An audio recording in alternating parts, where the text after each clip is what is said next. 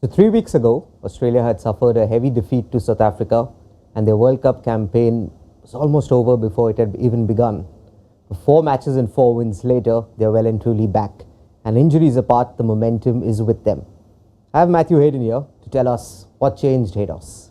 Yeah, thanks, Kartik. It's probably a pretty hard one to actually put your finger on in many ways because, simply put, unlike what England haven't done, Australia, and to remember, basically started playing a lot better within their own individual games. And that's cricket. It's a team sport. I mean, the points tables are often because you have 1 or 2 players that, are really heavily affect the game.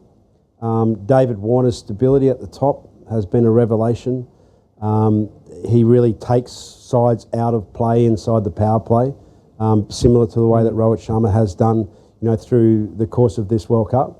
Mitchell Marsh's contributions as well, have been really significant. Also that momentum at the top.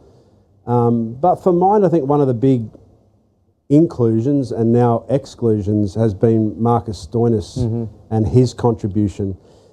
Australia's kind of always relied heavily on its all-rounder. Cameron Green wasn't that initially in the tournament, but when Marcus Stoinis came back into the side, immediately catches, wickets, experience with the bat, that powerful blade of his can, really deal some heavy blows down the late to middle order. Bowling, also Adam Zampa's form, I think, is a really major contribution.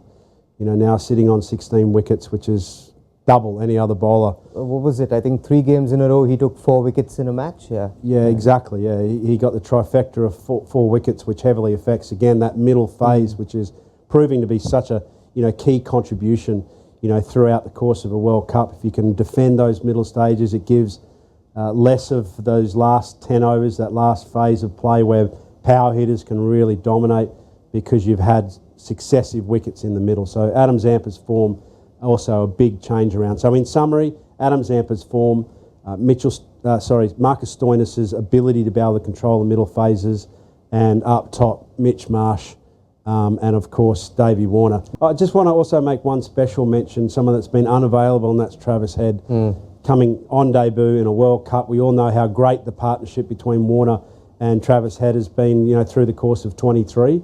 But you can see exactly why that's happened now. Travis Head on debut in the World Cup, getting 109.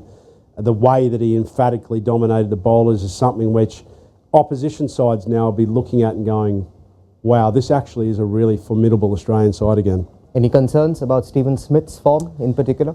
Yeah, look, I don't think necessarily Smith or Labuschagne. I think what their role is quite similar. So that's an issue which I think Australian selectors will need to review through this World Cup. I'd be very tempted to have just played someone like Cameron Green at the top of the order and just giving him a licence the way that Mumbai Indians do during the IPL. I sense that the Smith and Labuschagne discussion is kind of a front anchor and a back anchor, and I don't think you need more than just the one anchor. Similar to the way that Virat Kohli anchors an innings.